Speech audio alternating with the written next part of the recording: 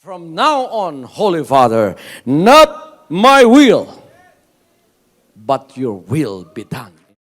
I said, Father, you have chosen me. Give me the strength to obey. I will follow you no matter what it takes. If you know me, you cannot be neutral about me. Either you will hate me or you will love me. Because there is only one important business in the world. It is the business of salvation.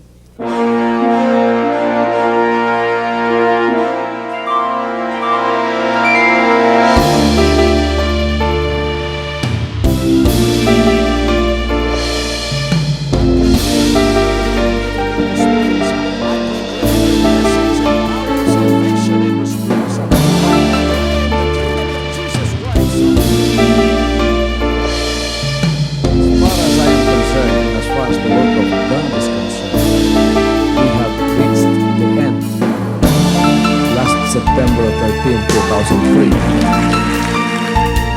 When you find God, you find His love. Because God is love. Ganon ang pag-ibig ng Panginoon. Walang katapusan na yan ay bumabalik-balik sa atin. If you want to receive, you have to give. Receive it by faith and say, Lord, I will touch it. Because the game plan of God was to save us from seeing through the power of love. He has completed the salvation works in the Spirit. After it, the Lord is open. The salvation works of the Father is now completed in me. Salvation is here.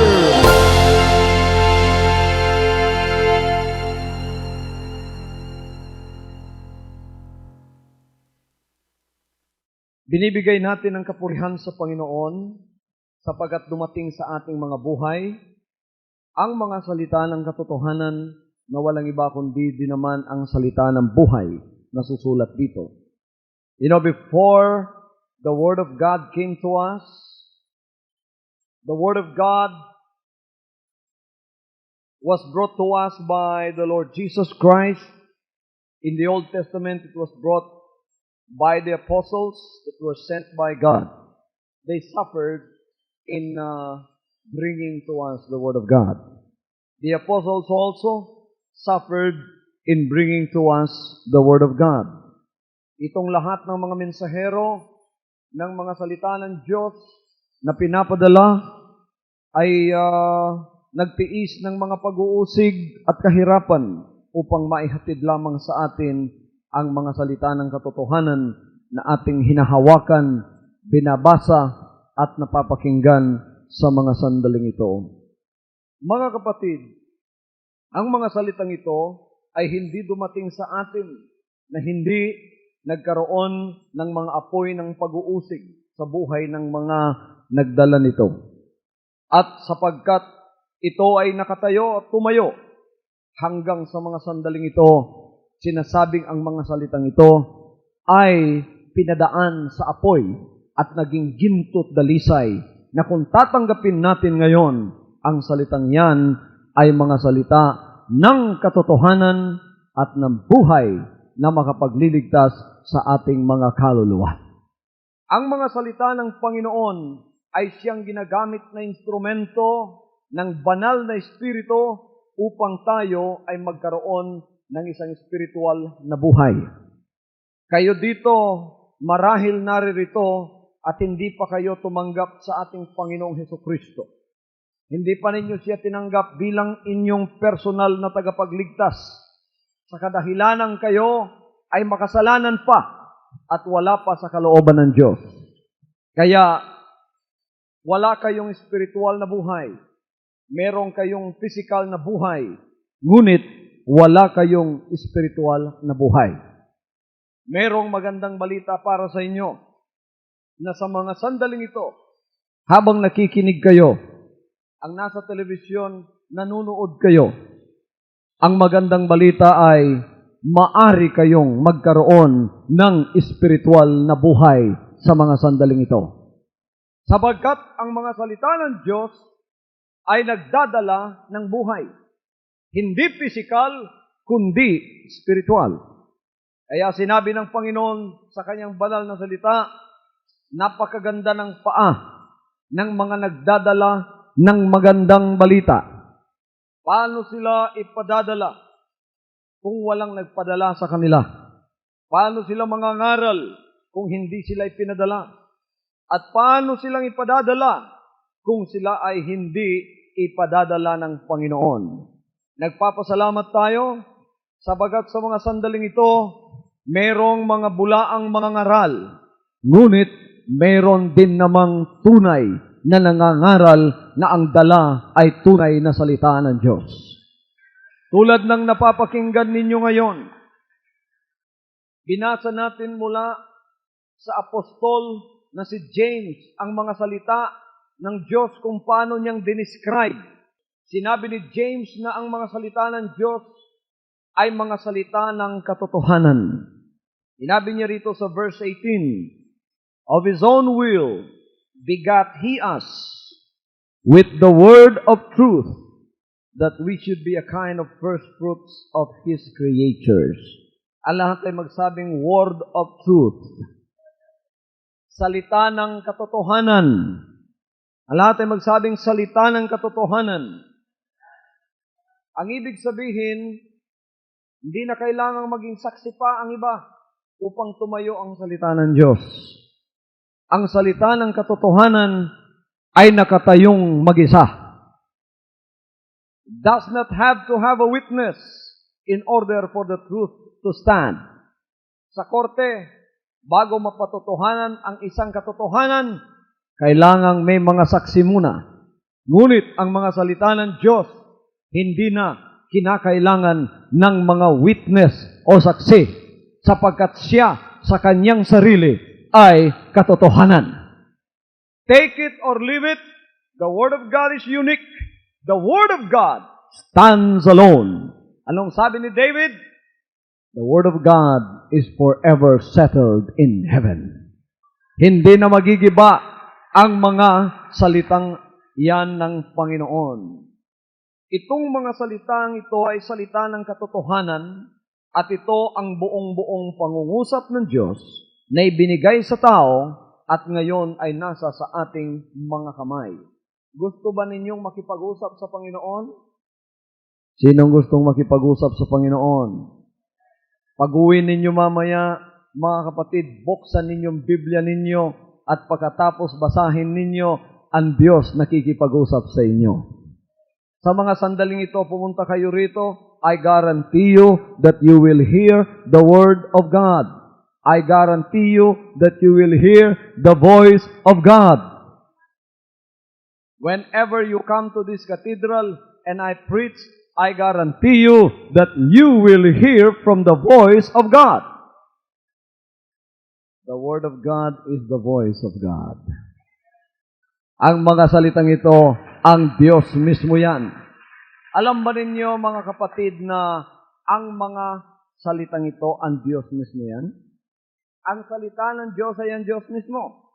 Anong sinabi niya? In the beginning was the Word, and the Word was with God, and the Word was God.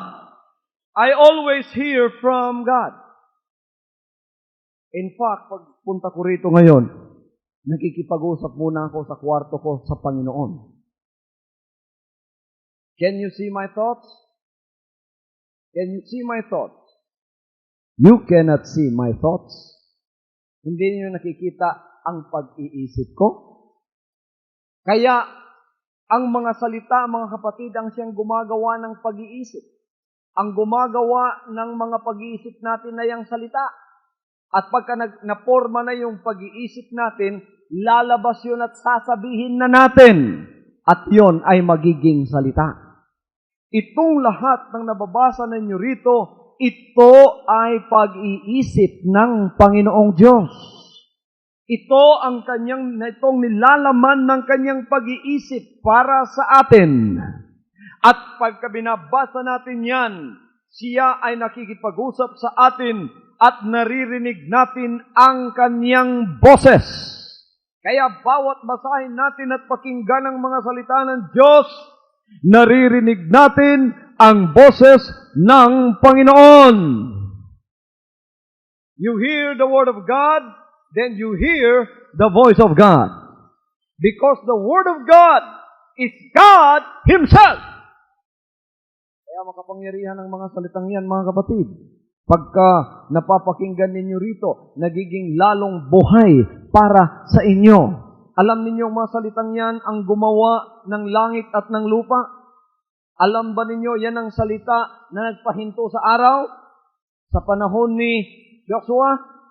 Alam ba ninyo yan ang mga salitang bumiyak sa Red Sea at nakadaan ang lahat ng mga Israelites galing dito sa kabila, papunta doon sa kabilang ibayo na kung saan nakaligtas sila sa mga sundalo ni Pharaoh? Alam ba ninyo ang mga salitang yan ang siyang gumawa ng mana mula sa langit? Alam ba ninyo ang mga salitang yan ang nagpagaling ng mga may sakit? Alam ba ninyo yan ang mga salitang nagpahinto sa bagyo nung nasa bangka ang Panginoon at bumagyo humangin? Alam ba ninyo yan ang mga salitang nagpahinto sa bagyong yon? Alam ba ninyo yan ang salitang gumawa ng alak sa tubig? At alam ba ninyo yan ang gumawa sa inyo? Praise the Lord! Pagka nasa sa iyo ang mga salitang yan, ang lahat ng kapangyarihan ng Diyos ay nasa sa iyo. Ngunit ito ang masama riyan. Bakit nagkakaroon ng problema ang tao? Sapagkat si Satanas meron ding salita. Pagkatapos mga kapatid, ito ang ipinunlan niya sa sanlibutan ngayon. Yan ang kanyang itinanim at ibinigay niya ang kanyang pag-iisip. Kaya kung nakakarinig ka ng karamdaman, mahirap, masakit, hindi isip ng Diyos yan. Yan ay pag-iisip ni Satanas na itinanim niya sa atin.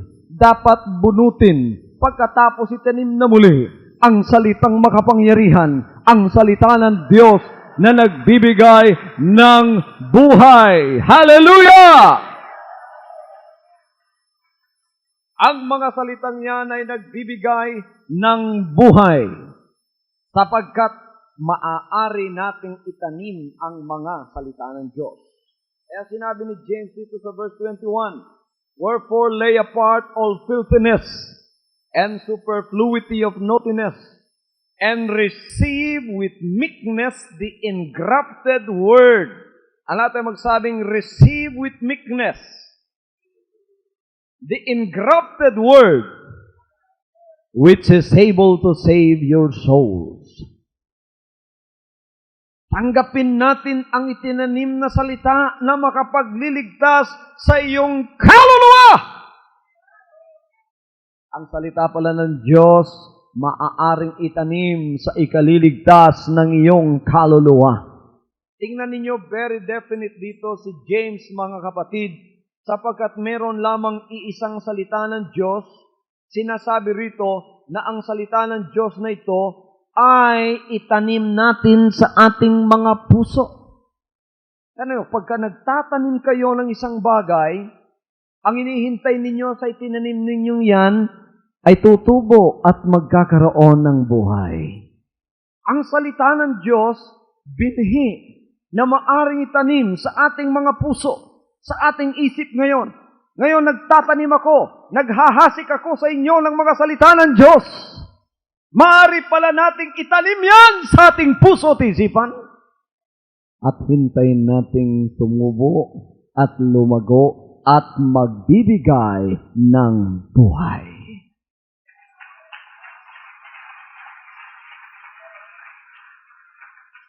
Kailangan ng bawat isang mananampalataya ay magkakaroon ng kahoy ng buhay.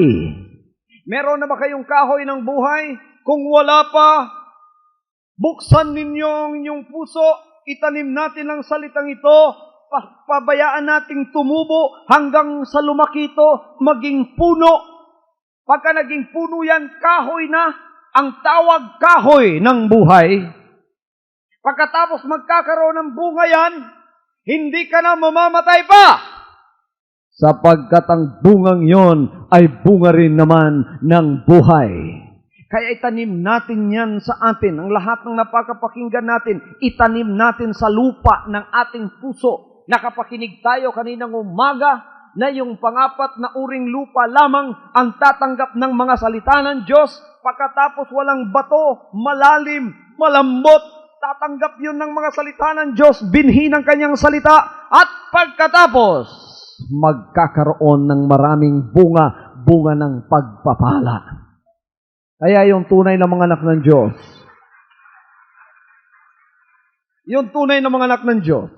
hindi nanlulupay pa yun.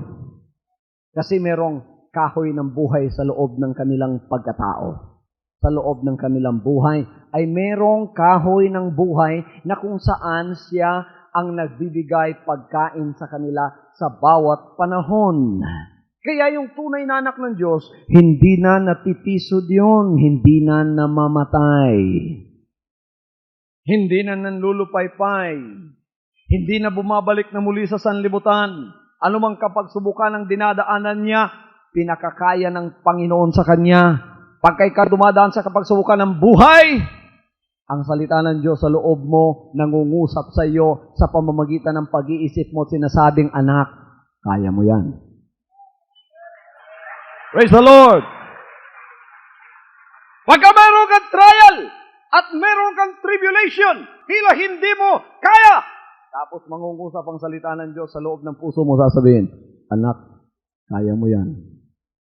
Pagka meron kang kiramdaman, akala mo mamamatay ka na, sasabihin ng Diyos sa iyong puso, sa pamamagitan ng kanyang salitang nasa sa loob mo, ang pag-iisip niya at pag-iisip mo, mag-uusap at sasabihin ng salita ng Diyos sa iyo, anak, kaya mo yan. Pagagalingin kita, manampalataya ka sa akin, ikaw ay gagaling sa mga sandaling ito.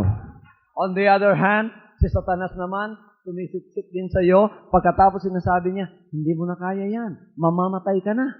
Anong sasabihin mo? Palakasin mo ang boses ng Diyos sa puso mo. Sinasabi ng Diyos, kaya mo yan, pagagalingin kita, ikaw ay anak ko, ang mga salita ko ay nasa sa iyo. Tabunan mo ang boses ni Satanas sa buhay mo. Huwag mo siyang pakinggan, mas pakinggan mo ang boses ng Diyos na nagmumula sa kanyang mga banal na salita.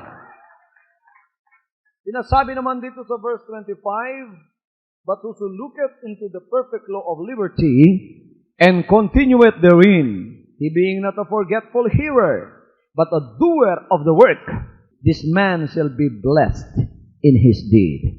Sinasabi dito, perfect law of liberty ang mga salita ng Diyos. Sakdal na batas ng kalayaan ang mga salita ng Diyos. Naghahanap ba kayo ng kalayaan? Sinabi ni Jesus Christ sa John 8:32, you shall know the truth, and the truth shall set you free. Malalaman ninyo ang katotohanan, at ang katotohanan ang siyang magpapalaya sa inyo. Alam ninyo, sinabi ko na kanina, ang salita ng Diyos ay katotohanan. Malalaman ninyo ang katotohanan, at ang katotohanan yan ang siyang magpapalaya sa inyo. Sapagkat ang mga salita ng Diyos na katotohanan, mga kapatid, ay sakdal na batas ng kalayaan. Tingnan ninyo, definite masyado rin ang sinabi ni James dito. Napakahalaga ng mga sinabi niya. 3 mahahalagang salitang sinabi niya rito. Ang number 1 ay perfect. Sakdal. Perfect. Lahat ay magsabing perfect. Sakdal. Sa Bisaya, hingpit. Sinabot na yun na. Sakdal ang mga salita ng Diyos. Bakit sakdal ang salita ng Diyos? Kasi ang author ng mga salita ng Diyos ay sakdal. You see, the author of the Word of God is God Himself. And God is perfect. Be ye perfect, for your Father in heaven is also perfect. That means the Word of God itself is perfectly suited to our needs, and that it cannot be bettered. And that as we receive its truth, we are perfected or we are made mature by the words of God. Sakda lang mga salita ng Diyos, sapagkat kung anong pangangailangan mo, i-convert ng salita ng Diyos ang kanyang sarili upang ma-meet ang pangangailangan niya. Halimbawa, pangangailangan mo ngayon, financial. Pagka narinig mo yung salita ng Diyos, i-convert ng Panginoon ang kanyang salita na magiging financial na pagpapala para sa iyo. Kung ang kinakailangan mo naman ngayon ay ang kagalingan sa iyong katawan, itong mga salita ng Diyos na ito, gagawin niyang medisina, tabletas para sa iyo. At magiging kagalingan sa laman ng iyong katawan. Kaya sinabi ng Panginoon, meditate upon my word, for they are health to your flesh. Anong sinabi niya doon sa Proverbs? Meditate upon my word.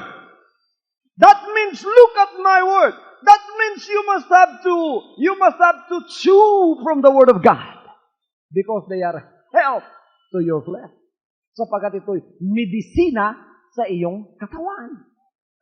Kaya pagka may sakit kayo, magbasa kayo ng salita ng Diyos o kaya makinig kayo sa akin sa tape. Pagkatapos mga kapatid, pagbulay-bulayin ninyo, mag-meditate kayo sa sinasabi ng salita ng Diyos, medisina pala yan. Pagka kinain mo yun, magko-convert ang medisinang yun upang labanan yung karamdaman mo sa katawan mo. Mga kapatid, meron pang mas malaking doktor na alam niya ang mga salitang yan ay kinakailangan ng mga anak niya habang naririto sila sapagkat isang araw baka magkakaroon kayo ng karamdaman. Sabi niya, kayo ay bumasa at magbulay-bulay at makinig ng kanyang salita sapagkat yan ay tabletas, medisina para sa inyong katawan. Hallelujah! There is no imperfection with the Word of God. That's why when an imperfection happens into your body, diseases, afflictions, or whatever that ails you, and when you read and meditate from the Word of God, which is perfect, then that which is not perfect from your body is going to be cast out. Because the words of God are powerful. They are sharper than any two-edged sword. They pierces even to the dividing asunder of your soul and spirit, of your joints and marrows, and they are the discerner of your thoughts and the intents of your heart. Talagang papasok lahat yun sa kaibuturan ng iyong puso. Sa laman mo, sa lahat, lilinisin ang hindi malinis doon. Pagka pinabayaan ninyong kinain ninyo, nag-meditate kayo, nagbasa kayo, nakinig kayo, pagkatapos sa tinanggap ninyo. Naku mga kapatid, magko-convert ang salita ng Diyos na magiging tabletas, medisina, lahat-lahat naroroon na. Hallelujah! At pagagalingin ang iyong may sakit na katawan. Hallelujah. This is my 22nd year in the ministry. Preaching the Word of God na walang hinto. At hindi ko pa naalalang ako ay nag-check-in sa hospital. Bakit? Habang ipinangangaral ko ang mga salitang yan, sapagkat ako ba'y Superman? Hindi ako Superman. Tao akong tulad ninyo. Sapagkat habang nangangaral ako ng salita ng Diyos, dumadaan sa akin yung mga salita ng Diyos, mga kapatid, kinakain ko, pagkatapos pinakakain ko naman sa inyo, ililinis ng lahat ng Word of God, ang lahat ng uri ng karamdaman na maaring pumunta sa katawan ng isang tao. Kung paano kung kinakain yan, kung paano kung pinakakain sa iba, ganon din naman ang kailangan ng kanyang bayan, at ganon din naman ang kailangan ng kanyang mga anak. Kaya pagka pumunta kayo dito, sa pangangaral ng salita ng Diyos o kaya sa simbahan na tunay na kung saan naroon ang pangangaral ng salita ng Diyos, kailangan mga kapatid, tanggapin ninyo mga salitang yun, mag-shower kayo sa mga salita ng Diyos, kainin ninyo ang salita ng Diyos, ipaligo ninyo ang salita ng Diyos, gawin ninyo snacks, gawin ninyo dinner, gawin ninyo supper, gawin ninyo breakfast, ang salitang yan, magpakabusog kayo sa salita ng Panginoon. Kung ikaw walang pag-asa, i-convert ng salita ng Diyos ang kanyang sarili na iyan ay magiging pag-asa para sa iyo. Tingnan naman natin, sinasabi ni James, ang pangalawang salita, law, no? Perfect law. Batas. Ito ang ibig sabihin na ang mga salita ng katotohanan ay batas sa ating buhay. Rule sa ating buhay. Kakita na kayo ng ruler? Sino nakakita ng ruler? Yung ruler natin dito, na-depose noon, Marcos. Pero hindi yung sinasabi kong ruler. Ruler, yung ginagamit natin sa paaralan. No? May ruler tayo. It's 1 foot long.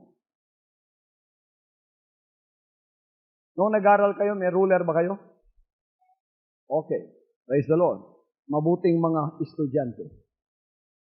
Tuwid ang ruler, di ba? Kaya pagka may sinusukat ka, ini-straight mo mga kapatid. Pag ganun mo, talagang straight yun. Ang salita ng Diyos, ruler para sa ating buhay. Sino nakakita sa inyo ng plumb line? Nakakita na kayo ng plumb line? Sa Bisaya pa ka ng tuntun sa karpintero. Plumb line ng karpintero, yung mabigat mga kapatid, ang dulo, pagkatapos may tali, pagka nagpapatayo tayo ng haligi. Oh, konti pa. Sa kanan. Op, tama na. Bakit natin ginagawa yon? Upang ang lahat ng ipatatayo natin magiging matuwid.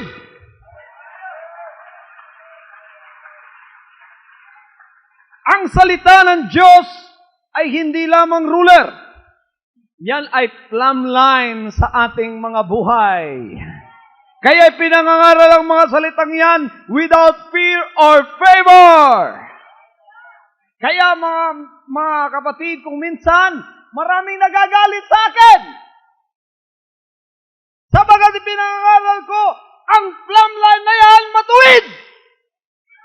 Matuwid na matuwid. Hallelujah!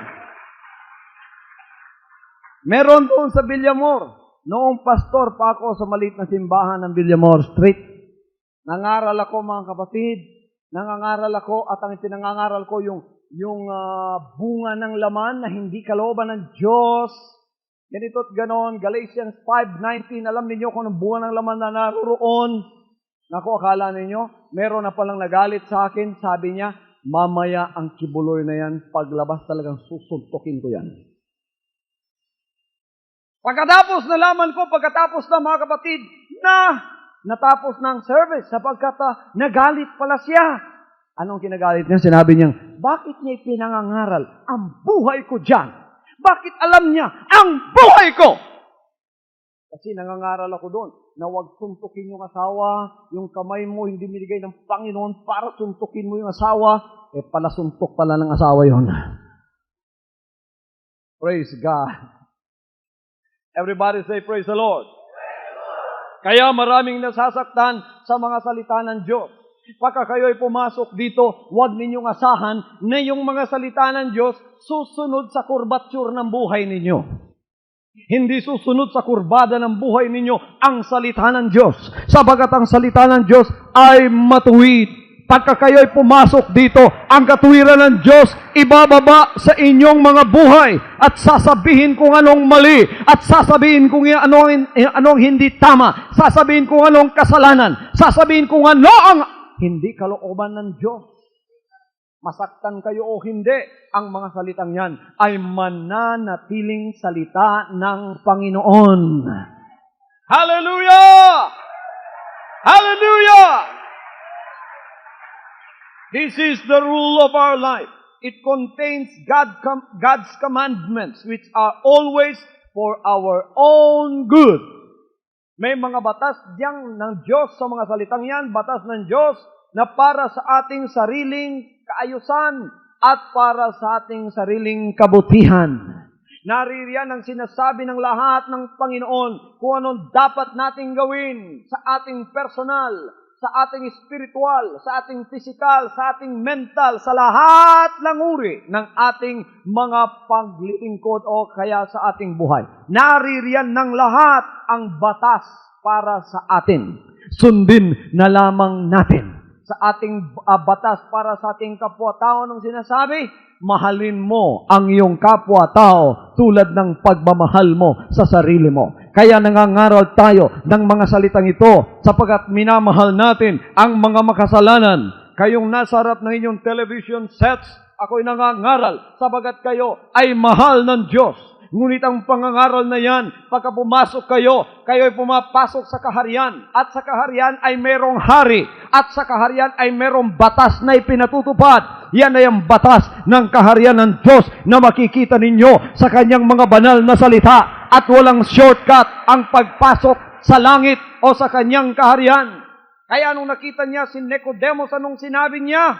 Nicodemus, katotohanan ang sinasabi ko sa iyo, maliban ang tayo panganak na muli sa tubig at sa Espiritu, hindi siya makakapasok sa kaharian ng Diyos. Batas upang tayo ay makapasok. Gusto ba ninyong kayo ay pagpalain sa pinansyal mga anak ng Diyos? Anong gawin ninyo? Sundin ninyo ang batas na pinansyal ng Panginoon. Anong batas na pinansyal ng Panginoon? Magbigay kayo ng tithes and offering. Bakit? Upang may pagkain sa bahay ng Diyos. Ang ibig sabihin, upang ang lahat ng pangangailangan sa bahay ng Diyos ay magkakaroon ng katugunan. Yun na ba ang purpose ninyo sa pagbibigay? You are now worthy to receive the blessings that were promised in Malachi chapter 3 verse 10. And try me now herewith, saith the Lord, if I will not open to you the doors of the kingdom of heaven and pour you out the blessing, that there shall not be room enough to receive it. And the Lord is not a liar. The Lord's words are true. They are the law for our financial matters. Kung ang lahat sa Pilipinas magbibigay lang sa storehouse, sapagkat para magkaroon ng pagkain sa kanyang bahay, ang pagkain doon lahat ng pangangailangan to meet and satisfy all the needs of the storehouse, which is God's house, then all of these blessings will overflow us. Ngayon, binago na ninyong motibo ng inyong pagbibigay. Hindi kayo nagbibigay upang tumanggap lang ng pagpapala. Walang shortcut. Nagbibigay kayo upang may pagkain sa kanyang bahay. Ang ipinangako roon, susunod lahat sa inyo. Ang iniisip ninyong kabutihan para sa bahay ng Diyos, mangyayari din sa inyo. Inuuna na ba ninyo ang kaharian ng Diyos? Inuuna na ninyo kung anong kabutihan sa bahay ng Diyos? Kung anong kabutihang iniisip ninyo para sa bahay ng Diyos, yan din ang mangyayari sa inyo tenfold pa. You think about all the good things should happen in the house of God, that will happen to you also tenfold. Iniisip mo, mga kapatid, ang kabutihan, the best, pinakasakdal para sa karya ng Diyos, kung anong iniisip mong yan, babalik sa'yo! 10 beses pa, dodoblehin ng Panginoon. Hallelujah! Hallelujah! That's the law of God. Pagkatapos ang pangatlong salita dito ay ang word na liberty. Alam niyo kung anong liberty? Kalayaan. Alam tayo magsabing kalayaan. May kalayaan ba kayo? If you accept anything in life that you don't like, you are not free. You are a slave. You are in prison. If you accept anything in life that you don't like, you are not free. You are in prison. And God wants to set you free. Because for where the Spirit of the Lord is, there is liberty. At ang makapagpapalaya sa iyo, ang katotohanan. At ang katotohanan ay ang salita ng Diyos. The Word is a liberating word. Paano kang mapapalaya ng salita ng Diyos? Pagka sinunod mo ang salita ng Panginoon, yan ang magpapalaya sa iyo sa kasalanan. Yan ang magpapalaya sa iyo sa sarili mo. Yan ang magpapalaya sa iyo kay Satanas. Yan ang magpapalaya sa iyo sa sanlibutan. Yan ang magpapalaya sa iyo sa bisyo. Pagka nakalaya ka na sa kasalanan, nakalaya ka na sa bisyo, nakalaya ka na sa sarili mo, nakalaya ka na kay Satanas, may kalayaan ka na. maglingkod sa Diyos. Makapagtaas ng iyong kamay, praise God. Ito ang dahilan kung bakit yung mga makasalanan hindi maaaring magpuri sa Panginoon. Tingnan ninyo, pagka ang tao hindi pa born again, nasa sanlibutan pa't may kasalanan. Ang lahat nagpupuri, praise God, hallelujah, lahat may kalayaan, yung pinalaya na may kalayaang magpuri sa Kanya, hindi na nahihiya. Yung nasa sanlibutan at hindi pa nakalaya, mga kapatid, ano ang kanyang kilos?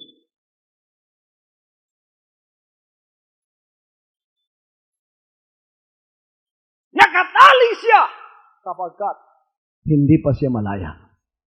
Pero tingnan ninyo, pagka yan ay tumanggap sa mga salita ng Diyos, pagkatapos tinanggap niyang salita ng katotohanan at napalaya siya sa kanyang kasalanan, ang unang gagawin niya at sasabihin, magtataas ng kamay at sasabihin, praise the Lord! The Word of God is a perfect law of liberty. Nagpapalaya ang mga salitang yan. Pinalaya ka na ba sa iyong sarili? Alam ninyo, mga kapatid, ang pinakamahirap na kalaban ng tao? Gusto ninyo makita ang pinakamahirap na kalaban ninyo? Hindi yung kapitbahay mo. Ang sarili mo. Humarap ka doon sa salamin. Lahat ng kasalanan sa sanlibutan makikita mo. Ngunit yung kasalanan nung nasa harap ng salamin, hindi mo nakikita yon. Maganda ka pa rin, guwapo ka pa rin. Di ba? Yun ang mahirap na kalaban, yung sarili mo. Ngunit pagka lumapit ka sa Panginoon, kahit ang sarili mo, makakalaya ka rin sa sarili mo. Hallelujah! Hallelujah! Palalayain ka ng Panginoon sa sarili mo. Palalayain ka niya kay Satanas at palalayain ka niya sa kasalanan. Baka nakalaya ka na, ikaw ay malaya ng pumuri sa Kanya. Masarap ng pumuri sa Panginoon. Masarap na, mga kapatid, magtaas ng iyong kamay. The Word of God is also the instrument of the Holy Spirit that He uses to effect the miracle of regeneration. Ito ang pinakamagandang bagay dyan. Yung Holy Spirit, kumikilos yun. Pagka pinangangaral ang salita ng Diyos, alam ba ninyo yun? Kumikilos yung Holy Spirit, hindi nyo nakikita ngayon. Ngunit ang Holy Spirit, nagbibigay ng conviction sa inyo. When I preach here, I don't preach here because I have an agreement with the Holy Spirit. I said I won't preach without you with me preaching the Word of God. If you don't preach with me and convict the people of their sin, I won't dare to stand on the pulpit and preach your Word. I have an agreement with the Holy Spirit that once I stand on the pulpit, I have to preach under the conviction, power, and anointing of the Holy Ghost. At ang ginagamit ng Holy Spirit upang kayo ay bigyan ng konviksyon ay walang iba kundi ang kanyang mga banal na salita. It's not the word of any man. I have not read from any book that was published by any author here on earth.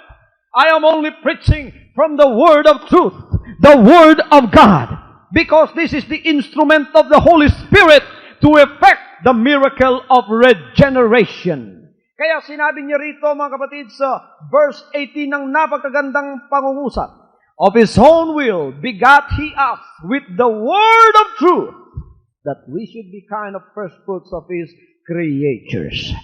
Tingnan ninyo rito, mga kapatid, ang version, na ibang version sinasabi, through declaring the truth to us, He gave us birth. Ipinanganak niya tayo sa pamamagitan ng mga salitang naririnig natin.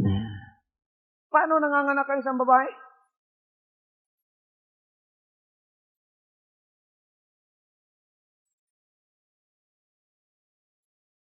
Okay.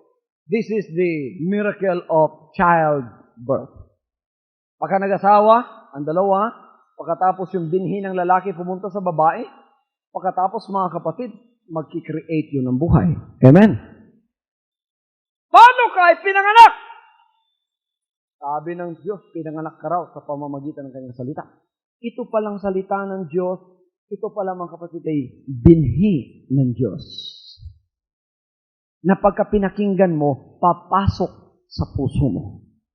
Pagka pumasok sa puso mo, mag-create ng buhay. At ang buhay na i-create niyan, hindi physical, spiritual. Hallelujah!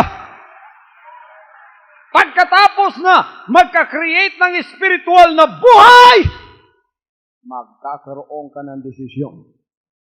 Kaya kahit hindi ka tinatawag, sasabihin mo, hindi maaari. Kailangan maglingkod ako. Kailangan magpabaptize ako. Praise God. Bakit?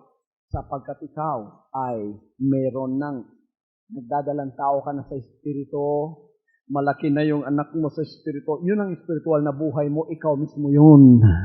Ipanganganak ka sa pamamagitan ng salita ng katotohanan. That's why yung John 3:5 na born of water and of the Spirit, mga kapatid, yun ang meaning. Born of water means the washing of regeneration, the renewing of the Holy Spirit in your life. In other words, the washing of the Word, as we learned from Titus 3:5, the Word of God is the regenerating medium the Holy Spirit uses to effect the miracle of the new birth. Yon ang ginagamit ng Panginoon. Yung binhi niya, ipapasok sa inyo, pagkatapos mag-create ng buhay, buhay na hindi physical, buhay na spiritual. Pagkatapos, huhugasan ka sa pamamagitan ng tubig ng salita ng Diyos, at pagkatapos, magbabago yung isip mo, magbabago yung puso mo, at magiging tunay kang born again. Pinanganak kang muli. Bago na yung isip mo, bago na yung puso mo, lahat ng kasalanan nawala na sa buhay mo. Pagkatapos na ikaw makatanggap ng Holy Spirit, may bagong buhay ka na. Buhay spiritual sa harap ng Diyos. Sinong gumawa ng spiritual na buhay na yan? Ang Panginoon. Hallelujah! Kaya naririto kayo, ipinanganak na kayo ngayon, anak na kayo ng Panginoon. Yan ay ginawa niya sa pamamagitan ng kanyang mga banal na salita. Tingnan ninyo, napakaraming born again na sinasabi ng born again, hindi naman nagbago. Bakit? Ang nakapag-born again sa kanila, salita lamang ng tao. Kaya hindi naging totoo ang kanilang pagiging born again. Ang tunay na makapag-born again sa atin, salita lang ng Diyos. Kaya pumasok kayo doon sa paglilingkod na maraming salita ng Diyos. Hallelujah. Dito sa ating paglilingkod, abundansya ng salita ng Panginoon. Malusog ang ating spiritual na pamumuhay dahil sa salita ng Panginoon. Hallelujah, hallelujah. Pagka pinakikinggan o binabasa natin ang mga salita ng Diyos, tinatanggap natin ang katotohanan ng mga salitang yan na may kababaan. Pagkatapos i-apply natin ang kanyang pagtuturo sa ating mga buhay. Ina-apply ba ninyo ang salita ng Diyos sa inyong mga buhay? Ina-apply ninyo, mga kapatid? For example, ng pag-apply ng salita ng Diyos, nagbibigay na ba kayo ng tithes lahat? Nagbibigay ng tithes lahat? Huwag itaas ang kamay. Lahat kayo, ha? Praise the Lord. Palakpakan natin ng Panginoon sa lahat ng mga anak ng Diyos dito nag-apply na teaching ng mga salita ng Diyos. Anong sinabi, mga kapatid, ng verse 21 and 22? Wherefore lay apart all filthiness and superfluity of naughtiness, and receive with meekness the engrafted word, which is able to save your souls. But be ye doers of the word, and not hearers only, deceiving your own self. Hindi lamang kayo tagapakinig ng salita ng Diyos, tagagawa kayo ng salita ng Diyos, sapagkat kung hindi nyo gagawin ang pinakinggan ninyo, nililin lang lamang ninyo ang sarili ninyo. Hallelujah! Hallelujah! Receive with meekness the engrafted word. Tanggapin ninyo may kababaan ng mga salita ng Diyos. Gawin ninyo ang mga salita ng Diyos at hindi lamang kayo mga tagapakinig. Ang burden ng mensahe ni James dito, sinasabi niya, huwag lang ninyong pakinggan! Gawin ninyo ang salitang yan. Huwag lang tayong makinig. Gawin natin ang salita ng Diyos. Di ba madaling pakinggan ang salita ng Diyos? Dali, di ba? Do you agree with me that it is very easy to hear the words of God? Madali bang pakinggan ang salita ng Diyos? Madali makipag-agree sa salita ng Diyos? Pero yung gawin mo na, mga kapatid, medyo mahirap na yan, ano? Yung gawin mo ng salita ng Diyos, medyo mahirap na yon. Ngunit yan ang sinasabi ng salita ng ating Panginoon. Huwag lang daw tayong makinig. Dapat sundin at gawin natin ang salita ng Diyos. Sundin at gawin natin ang salita ng ating Panginoon. Kailangan na pakinggan natin dito sa holy place na ito. This is God's sanctified holy place. Ang napakinggan natin dito. Ipamuhay natin doon sa buhay natin sa labas. Kung nasa palengke kayo, hanggang sa palengke, kailangan pamuhay ninyo. Sa opisina, ipamuhay ninyo yan. Kaya, hindi natin accepted yung nagpabaptize dito. Ngunit hanggang ngayon, chain smoker pa rin. Pwede yun sa atin, mga kapatid. Nagsisigarilyo pa rin. Hitit ng hitit.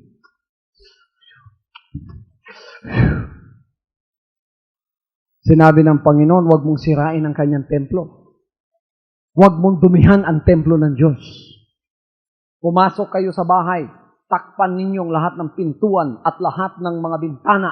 Bombahin ko kayo ng usok. Anong unang gagawin ninyo? Siguradong lalabas kayo, di ba? Eto templo ng Panginoon, sinabi niya sa 1 Corinthians chapter 6 verse 19, know you not that your body is the temple of the Holy Ghost, and that the Holy Spirit of God lives in you? You are not your own, you are bought with a price. Therefore, glorify God in your body. I-glorify natin ang Panginoon dito. Nag-glorify ba ang Panginoon kung hitit ka ng hitit ng marmoro? Hindi nag-glorify ang Panginoon yan. Dapat ang usok ng iyong usok papunta sa langit, usok ng pagpupuri at pagsamba, hindi usok ng Marlboro. Praise God! Hallelujah! So you must have to live according to what the Word of God says. Perform it in your life. Jesus pronounced a benediction upon those who would not only hear, but who would keep His words. Ngayong araw ng Panginoon, isang araw, dumating ang mga Pariseo. Sinasabi nila, Panginoon, Lord, Rabbi, ang nanay mo, mother mo, at saka mga kapatid mo gusto makipag-usap sa iyo. Anong sinabi ng Panginoon? Sino ang nanay ko? Sino ang mother ko? Sino ang kapatid kong lalaki at babae? Sabi niya, eto, ang lahat ng nakikinig sa aking mga salita at sinusunod nila ito, ito ang aking ina, ito ang aking kapatid na babae, at ito ang aking kapatid na lalaki. Those who hear of the Word of God and obeys them. Alam niyo ang katwiran kung bakit hindi lamang natin dapat pakinggan ang salita ng Diyos, kundi ito'y ating sundin. Alam niyo sa verse 21 kung anong sinasabi, mga kapatid? Sapagkat ito'y nakapagliligtas sa ating kaluluwa.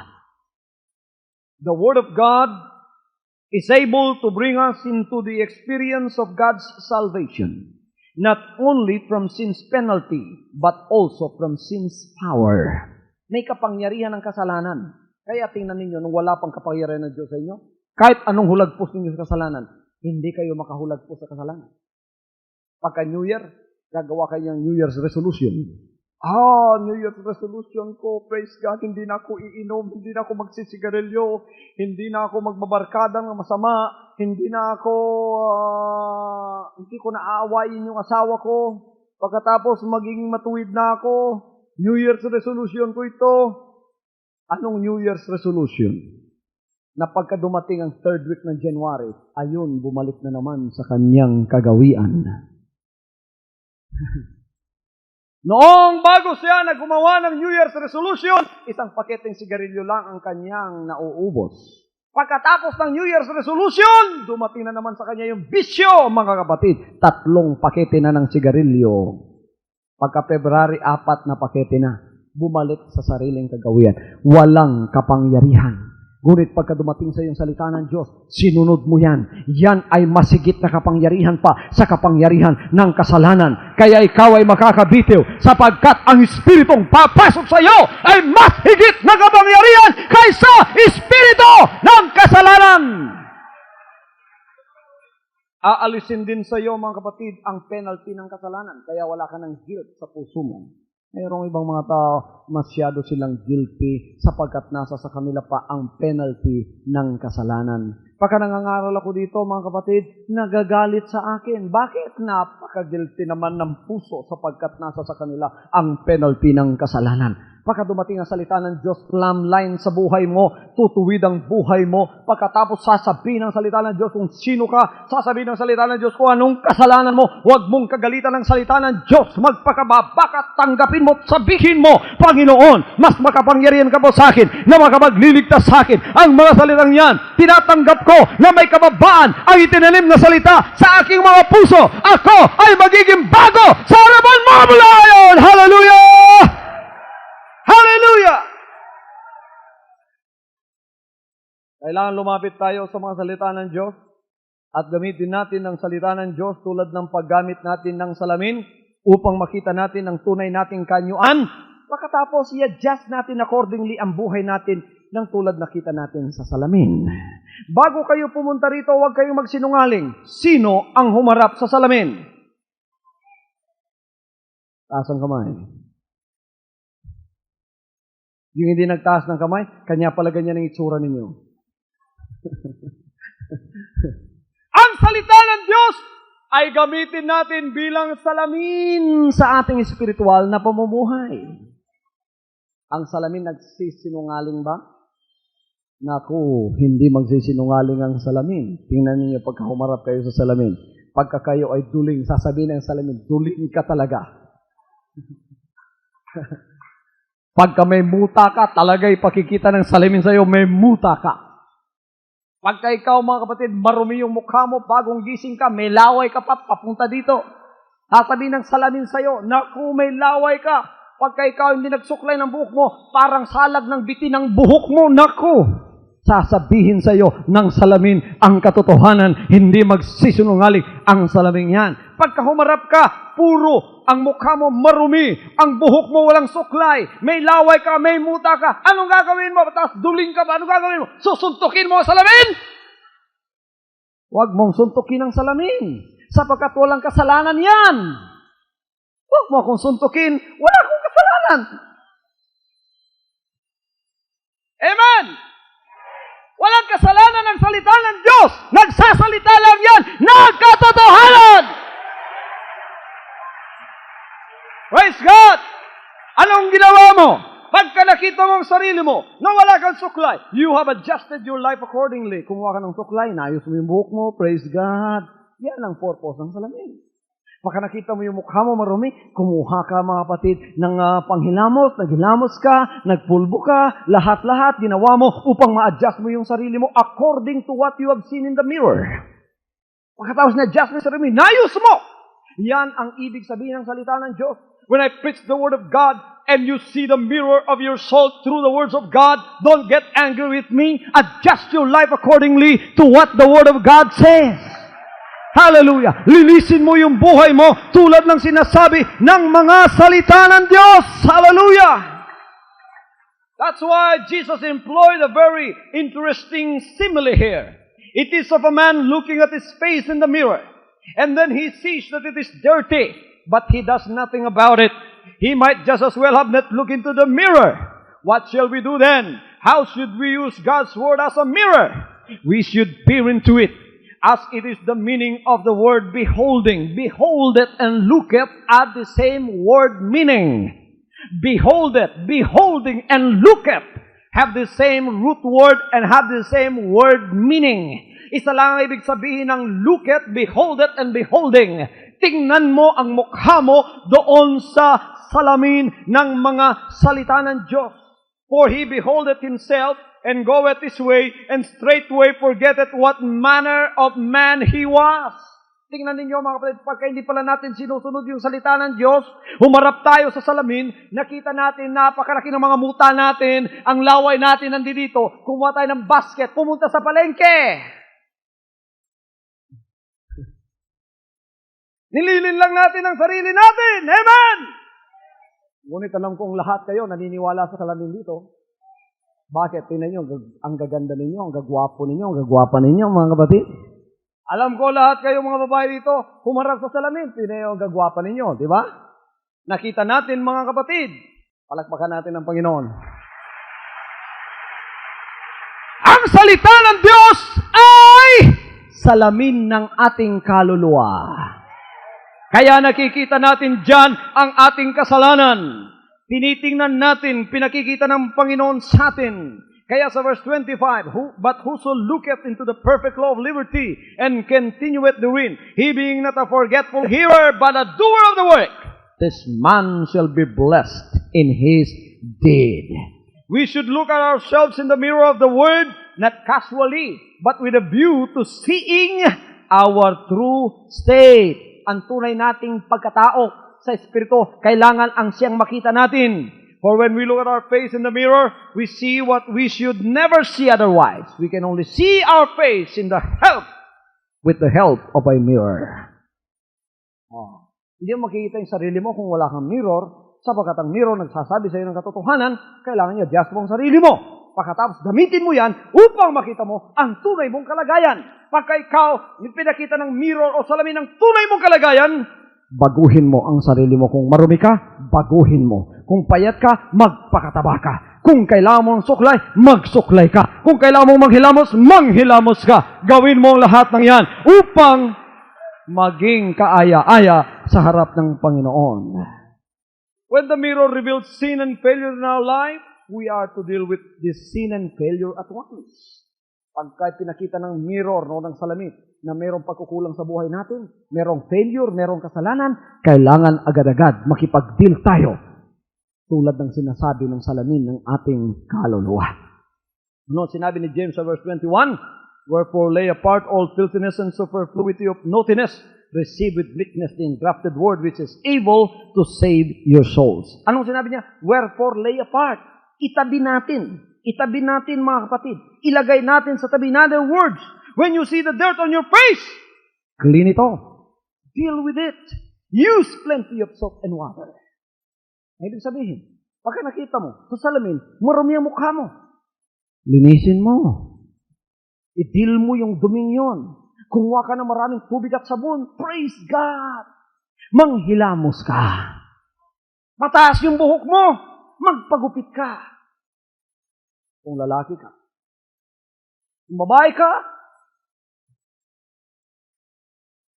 magpakaganda ka. Sa tulong ng salamin, magagawa mong lahat yan.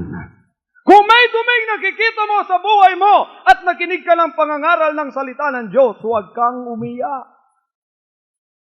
At huwag mo sabihin, dumi ng mukha ko. Huwag mo. Ganun ba sinasabi ninyo? Baka lumapit kayo sa akin, pagkatapos sinasabi ninyo, bubuntalin kita, pastor, dahil pinakita mo marumi yung mukha ko. Huwag naman. Huwag mo sabihin, pastor, ako yung pinangaral mo yan. Bakit alam mo ang buhay ko? Naku! Ahabulin kita ng Armalite. Huwag. Salamin ng kaluluwa mo yan. Haharap ba tayo sa salamin ng ating kaluluwa? Haharapin ba natin kung sinabi sa atin kung anong tunay nating pagkatao, tatanggapin ba natin? Magsalamin kayo mga kapatid sa salamin ng inyong kaluluwa palagi, araw-araw. Paano yung ginagamit ang salamin? Once a year lang? Once a week lang ninyo ginagamit? Araw-araw? Ang iba, hindi lang araw-araw. Oras-oras pa. Kaya ang iba sa inyo na late, kasi mga kapatid, 3 oras kayo sa salamin kanina. 3 oras kayong balik-balik sa salamin. O anong ginawa ninyo? Naku, ha?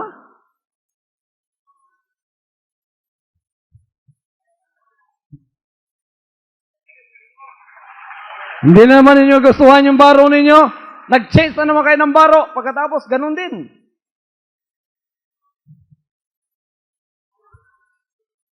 Alabad boy.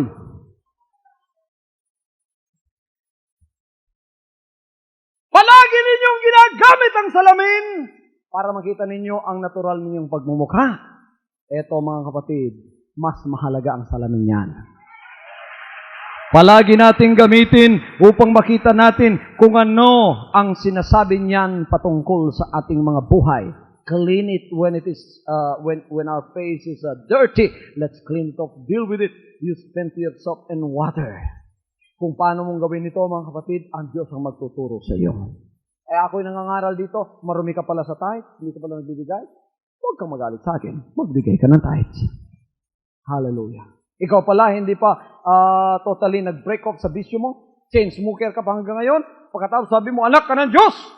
Mag-break off ka na. Halisin mo na yan. Hingin mo sa Panginoon. Linisin mo ako, Panginoon. Magpaliguin mo ako, Panginoon, ng mga salita mo, ng kapangyarihan mo. Papasukin mo, Holy Spirit, sa akin upang malis ang bisyong ito sa akin, Panginoon. The Bible says that if we fail to do this, we deceive ourselves. Sabi ng verse 22. But be ye doers of the word, that hear us only, deceiving yourselves. Baka pala hindi natin sinunod kung ano ang nakikita natin sa harap ng salamin. Tayo pala, mga kapatid, ay naglilinlang lamang sa ating sarili. We may imagine ourselves to be all right spiritually, but in fact, we cannot be so unless we test our lives frequently by the Word of God. It is very easy to say, to become careless and slack spiritually, to backslide and to follow Pharaoh. Mga workers, makinig kayo. Not because you are living in the compound of Jesus Christ, okay na kayo spiritually, kahit sa lahat ng panahon, natutulog kayo. I'm okay because I live with the pastor, I'm still a worker, although I sleep all day and not listen to the preaching of the Word.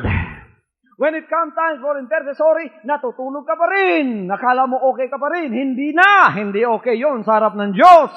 It's not a guarantee that because you live here, you are saved until Jesus comes. If you won't follow what the Bible says, even though you live with me, that's not a guarantee that you are saved. That's not a guarantee that you are all right spiritually. Hindi garantiya yon. Kayo namang mga anak ng Diyos, huwag ninyong tingnan yung mga naririto, nakala niyo pagka tumira na rito, anghel na. Hindi. Mga kapatid, hanggang dito, ang unang paglilinis ay ginagawa ng Panginoon dito sa compound na ito.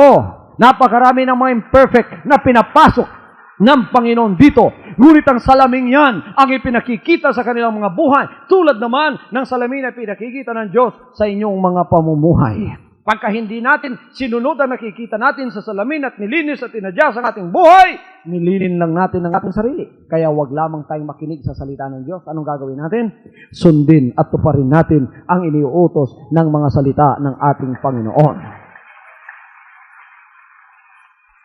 To hear the Word of God and to receive it with meekness, to use it as a mirror and to adjust our lives accordingly, will result in blessing all along the way. Kaya na ginawa natin, ano? Pagka tayo ay nakinig ng salita ng Diyos, tinanggap natin ang salitang yan. Kasama ng kababaang loob, tinanggap natin. Ginamit natin bilang salamin sa ating mga buhay. In-adjust natin ang ating sarili kung anong sinasabi ng salamin. Kung marami tayo, ginawa natin malinis ang sarili natin. Anong resulta? Magiging pagpapala ang buhay mo at pagpapalain ka ng Panginoon sa buhay mo, sa buong buhay mo. Pagpapala ang susunod sa iyo. Hallelujah. Saan mo makikita yan? Mga kapatid, narito sa verse 25. But whoso looketh into the perfect law of liberty, and continueth therein, he being not a forgetful hearer, but a doer of the word, this man shall be blessed in his deed. Pagpapalain ka ng Panginoon sa lahat ng gagawin mo. Ang taong ito ay pagpapalain. Napakaraming beses hindi natin pinaniniwalaan ng mga bagay nito. Akala natin ang mga utos ng Diyos ay mabibigat. Mabigat ba ang mga utos ng Diyos? Hindi mabigat, mga kapatid, pagka yan talaga ang pakay ng ating pananampalataya. Ang pakay ko, ang aim ko, ang layunin ko, bakit nanampalataya ko upang sumunod sa Kanya. Pagka yan ang aim, ang pakay, ang layunin ng buhay mo, hindi mahirap ang pagsusunod sa Kanyang mga banal na kautusan. Anong sinabi niya? Come to me, all ye that labor and are heavy laden, and I will give you rest. For my yoke is easy and my burden is light. Hallelujah. Magaan ang mga utos ng Diyos pagka tayo wholeheartedly tinanggap natin, sinunod natin ang mga salitang yan. Magiging mabigat lang yung mga salita ng Diyos. Mabigat para sa atin kung iba yung pakay natin sa buhay. Bakit kayo pumunta rito at nagpa-member sa Jesus Christ, the name above every name? Pakay ko, kaligtasan. Pakay ko mapalapit sa Panginoon. Ang layunin ko talagang manampalataya sa Kanya. Magaan ang salita ng Diyos at mga kautusan niya sa iyong buhay. Ang iba bakit nabibigatan? Sabagkat pagpunta nila rito, iba ang aim ng kanilang buhay. Bakit ka pumunta rito? Baka available pa si Pastor. Uulitin ko, tulad ng sinabi ko noon, ay yung Pastor, for your eyes only.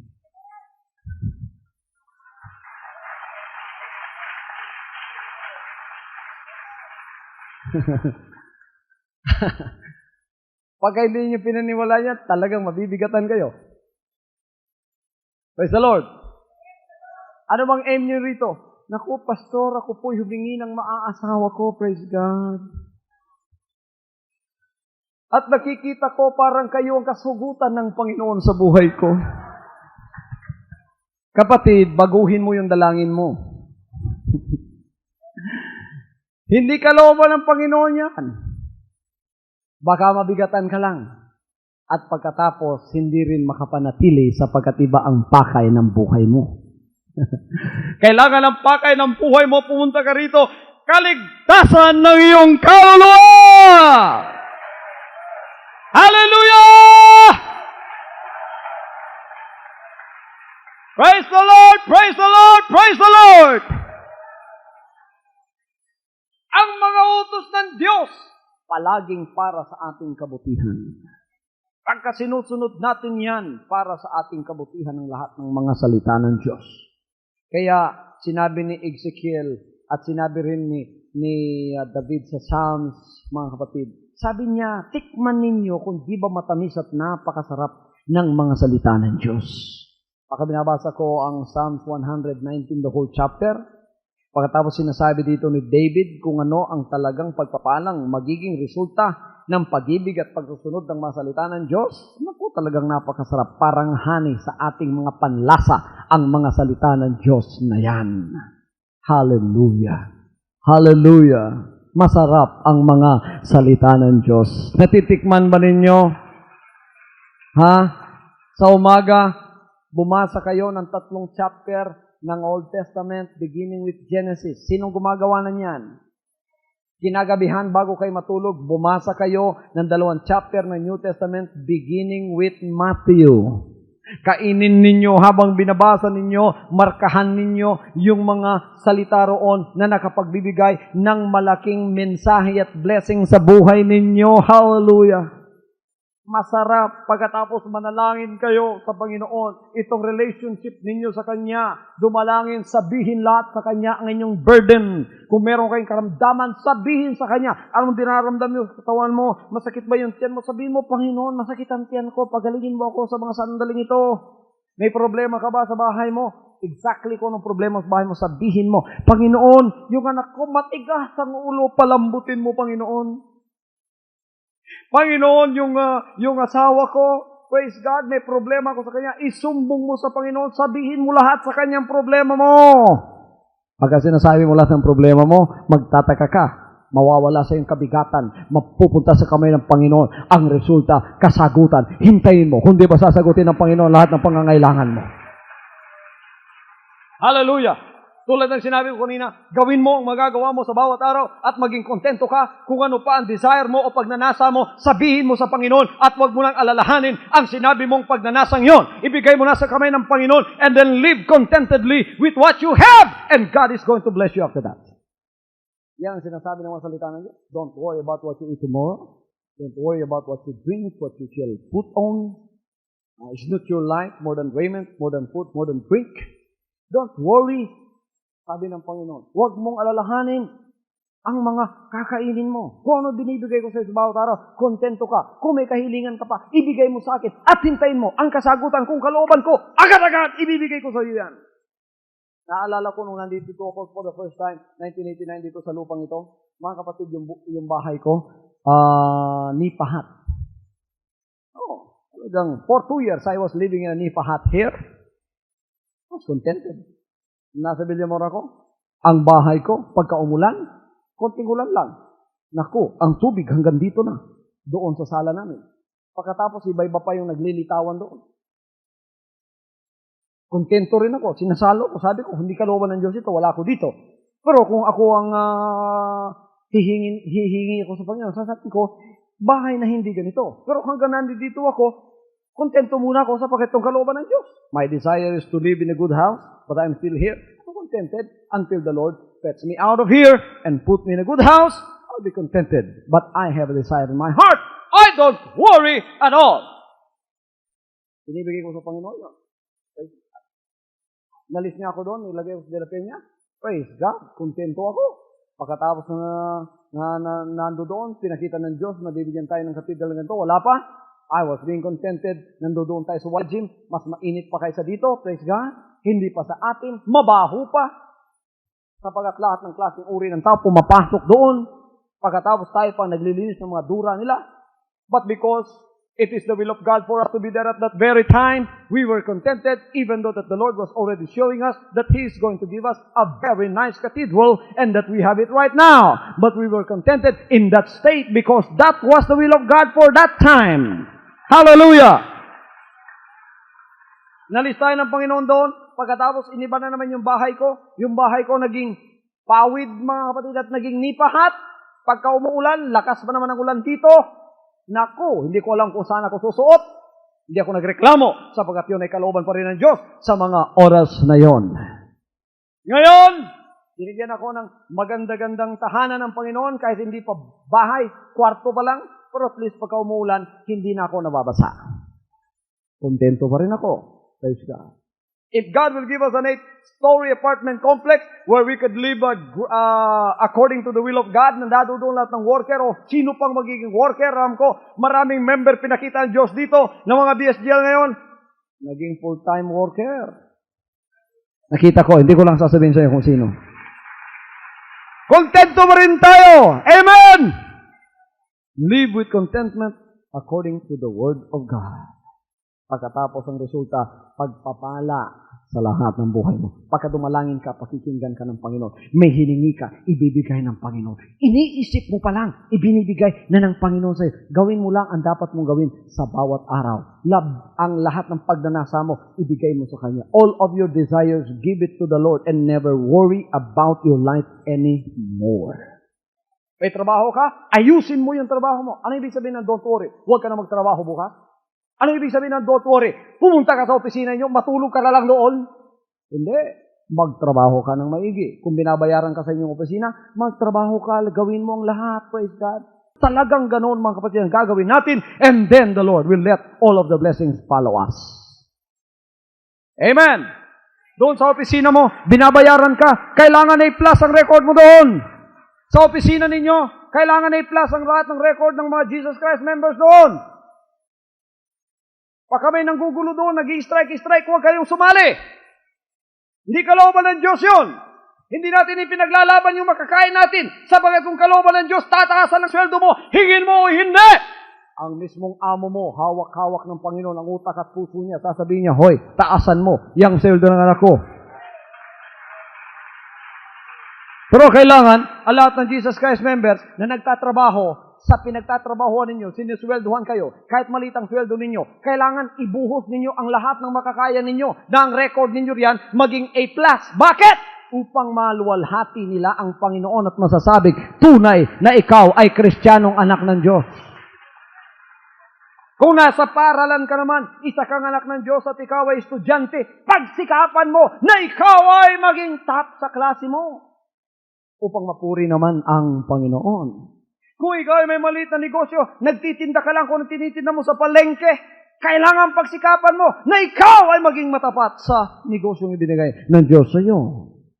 Kung ikaw naman ay member, pagkatapos mga kinakailangan presensya mo to support the ministry through your attendance and tithes and offering, give what you can for the Lord because that is good for His kingdom and let the Lord bless you after that. Sinusunod natin yan. Napapakinggan natin sa salita ng Diyos. Sinusunod natin sa salita ng Diyos. This will make us better Christian women and men to the Lord. Ito ay gaganap sa lahat ng may pinagaganap ng Panginoon sa atin. Ipakikita, i-display tayo ng Panginoon at sasabihin niya, tingnan ninyo ang mga anak ko naka-display, ina-advertise ko sa sanlibutan ito. Wala kayong masasaway sa kanilang mga pamumuhay. Alagang-alaga nila ang kanilang physical na buhay. Alagang-alaga nila ang kanilang trabaho. Alagang-alaga naman nila ang kanilang spiritual na pamumuhay na sa araw ng Sunday, morning and afternoon, nandito sila, nagsasamba sa akin. Hindi sila matamad sa kanilang pag-aalaga ng spiritual nilang pamumuhay. Pinakikinggan nilang mga salita ko at siya namang kanilang sinusunod. Kaya yung salita ng Diyos, makapangyarihan yun. Yun ang nagpapaandar sa atin. Yun ang makina ng Espiritu Santo dito sa buhay natin. Yun ang piston ng Espiritu Santo sa buhay natin. Maybe the Holy Spirit is the whole engine, but the Word of God is the piston that drives us, that gives us dynamism through the power of the Holy Spirit, that we can do this every day of our lives until He comes. I don't stop in my life. I don't stop preaching the Word of God. I can preach till midnight tonight. I can pray, hallelujah, to the Lord. All of you, pinipray ko sa Panginoon. Lahat kayong mga members dito. Although hindi ko kayo kilala, pagka by district, sinasabi ko yung Northern District, lahat ng members mula sa pinakamalaki hanggang sa pinakamaliit sa kanila, pagpalain mo po, Panginoon. Hindi tayo uminto sa mga bagay ng mga pagdadalangin sa harap ng Diyos sapagkat yan ay kanyang kautusanan nung sinabi niya, pray without ceasing. Huwag kayong huminto sa inyong mga dalangin. Pababayaan ba natin ang mga salita ng Diyos tumira sa ating mga buhay masagana? The Lord promised us an abundant life. Kung gaano karami ang natatanggap mong salita ng Diyos, ganyan din karami ang blessings na tutubo sa buhay mo. Alalahanin niyo, ang mga salita ito binigay sa atin sa kalagitnaan ng apoy ng pag-uusig. Dumating sa atin bilang mga ginto, at ang ginto ay nagpapayaman. Na pagka pinasok ninyo yan, ang binhing yan ay tutubo sa puso ninyo. Magiging kahoy, at ang bunga ng kahoy na yan ay bunga ng kahoy ng buhay. Hindi kayo mababackslide. Hindi kayo mamamatay. Sapagkat isusupply ng kahoy na yan ang lahat ng pangangailangan mo. Kung anong kailangan mo, i-convert ng salita ng Diyos ang kanyang sarili ng ayon sa pangangailangan mo. Kainin mo, tanggapin mo, palaguin mo. Kaya sinasabi doon sa pang-apat na uri ng klaseng lupa, nakapagpaani siya ng 30-fold, 60-fold, 100-fold. Bakit hindi pareho? Ayon sa pagtanggap mo ng salita ng Diyos. Kung 30% ang natanggap mo, 30% na blessings ang pupunta sa iyo. Kung 60%, 60-fold ang magiging bunga mo. Kung 100% natanggap mo, 100% na pagpapala ang susunod sa iyo na magiging bunga sa buhay mo. Kaya pagka marami kang bunga, marami kang ani, marami kang gold, masaya ka. Bakit? Mayaman ka sa harap ng Diyos. Mayaman ka sa Espiritu. Biroin niyo, napakaraming gold mo, napakaraming mong bunga, nagpapaani ka pa ng mas marami pa, masagana ang buhay mo. This is what the Lord has promised us, an abundant life. The enemy came forth but to steal, to kill, and to destroy. But the Son of God came to give you life, life more abundantly, through the words of God. Mahalin natin ang mga salita nito. Hallelujah. Pasok natin sa ating mga buhay. Hallelujah, hallelujah. Anong gusto ng Diyos na gawin ng kanyang bayan, ng kanyang mga anak? Ano ang desire ng Diyos para sa bawat isa sa atin? Sinasabi niya sa Deuteronomy 5:29, "Oh, that there were such an heart in them, that they would fear me and keep all my commandments always, that it might be well with them." Sinasabi ng Panginoon dito sa Deuteronomy 5:29, "Oh, magkakaroon sana sila ng puso na matatakot sa akin at susundin ang lahat ng aking kautusan upang maging mabuti palagi sa kanilang mga buhay, upang ang kabutihan palaging susunod sa atin." It is not a question of what we want for our life, but of what God wants for our life. He wants us to love Him supremely. Gusto ng Diyos, mahalin natin siya. Sundin natin siya. Pagkatapos sundin natin siya, na hindi na, mga kapatid, hinihila pa sa pagsusunod. At pagkatapos, manalig tayo sa Kanya sa lahat ng buhay natin. Ano ang assurance ng Panginoon? Pagpapalain tayo sa lahat ng ating mga lakad. Praise God. Salita ng Diyos, ang sekreto ng Holy Spirit na magkakaroon ka ng isang masaganang pamumuhay. Noon, ang nasa harap ko ng kanilang television set sa mga sandaling ito ay nangangailangan ng kagalingan ng kanilang karamdaman. Pinapasok po ninyo ang mga salitang ng Panginoon na kanilang narinig sa kanilang mga puso ngayon. Kapatid, tanggapin mo ang mga salitang yan, pagbulay-bulayin mo, sapagkat yan ay magiging kagalingan para sa iyong laman. Dumarating ang mga anghel ng Diyos para sa iyong buhay, nagdadala ng kasagutan sa lahat ng mga problema mo. Sinabi mo na sa kanyang problema mo, bago mo pa sinabi, alam na ng Panginoon. Tanggapin mo ang kasagutan nan, panghawakan mo, buhayin mo, ang loob mo at ang pag-asa ay nasa sa iyo mula sa mga salita ng Diyos. Ang kanyang kapangyarihan, babalutin ka. Kung kaligtasan naman, ang kahilingan mo, nasa sa iyong screen, ang mga telephone numbers, tumawag ka. Pagkatapos kung gusto mong sumulat at ikaw ay na-bless sa ministry ito, o kaya magpapadala ka ng tithes and offering mo, nandiyan ang ating mga address naka-flash sa inyong screen. Sumulat kayo, tumawag, nandoon kami upang kayo ay aming pakipag-isahin sa lahat ng pagpapala na dulot ng Panginoon sa bawat isang nangangailangan sa Kanya. In Jesus' name, hanggang sa susulinggo, magkikita tayong muli. Pagpalain ka nawa ng Panginoon. From now on, Holy Father, not my will, but your will be done. I said, Father, you have chosen me. Give me the strength to obey. I will follow you no matter what it takes. If you know me, you cannot be neutral about me. Either you will hate me or you will love me. Because there is only one important business in the world. It is the business of salvation.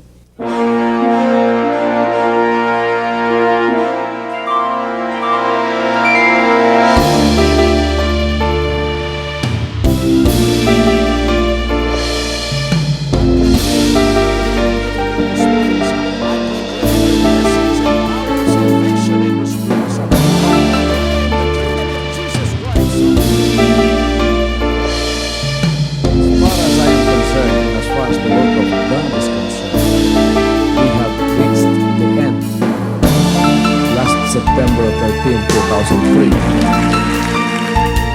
When you find God, you find His love. Because God is love. Ganon ang pag-ibig ng Panginoon. Walang katapusan na yan ay bumabalik-balik sa atin. If you want to receive, you have to give. Receive it by faith and say, Lord, I will touch you. Because the game plan of God was to save us from seeing through the power of love. He has completed the salvation works in the Spirit. After it, the door is open for everyone. The salvation works of the Father is now completed in me. Salvation is here.